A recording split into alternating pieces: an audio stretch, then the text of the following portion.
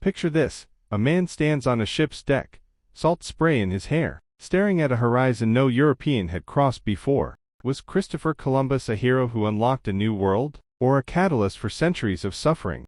What drove him to sail into the unknown, and what price did the people he met pay? By the end of this video, backed by historical records and human stories, we'll uncover the truth behind 1492, a moment that reshaped history. Who was Columbus, really? A visionary chasing a dream, or a man blinded by ambition? And what happened to the Taino people, who greeted him with gifts, only to face a brutal new reality? Let's dive into the waves of history, where triumph and tragedy collide, and ask, what does discovery mean when it comes at such a cost?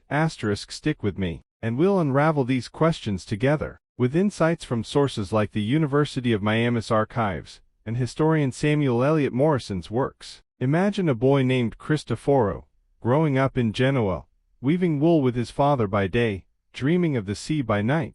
The ocean called to him, whispering tales of Marco Polo's spice routes and uncharted lands.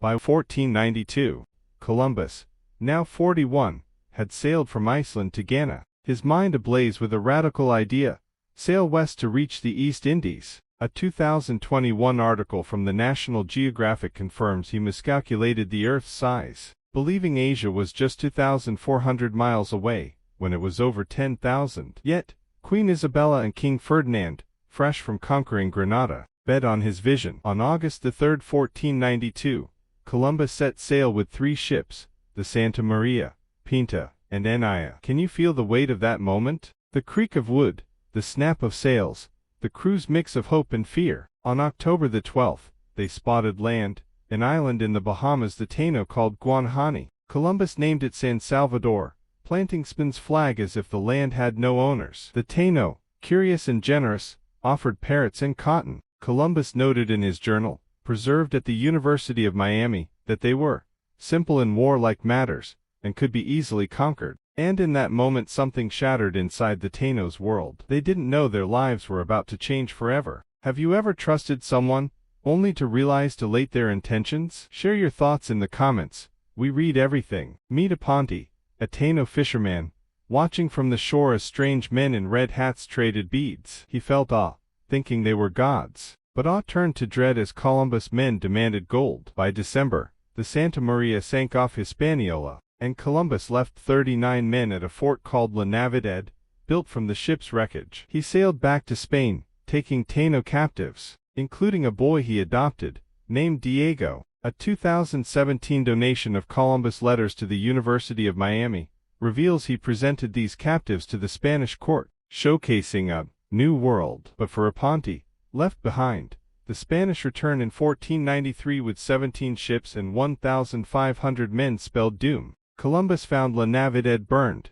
his men killed. A 2006 book, The Fall of Christopher Columbus by Consuelo Varela, details how the men had raped Taino women and stolen goods, provoking retaliation from Cacique Canabo. Columbus' response: vengeance. He built La Isabela and imposed the encomenda system, enslaving Taino to mine gold. A 2020 genetic study in Nature estimates Hispaniola's Taino population at 10,000–50,000 before Columbus. Within decades, 90% were gone, killed by smallpox, starvation, and brutal labor. Those over 14 had to deliver gold every 3 months or face mutilation. Thousands chose suicide over enslavement, as historian Andres Reséndez notes in his 2016 work. Picture Anacaona, a Taino leader, fierce and defiant. In 1503, she met Spanish governor Nicolas de Ovando to negotiate peace. Instead, he burned the meeting house, killing 80 Taino leaders.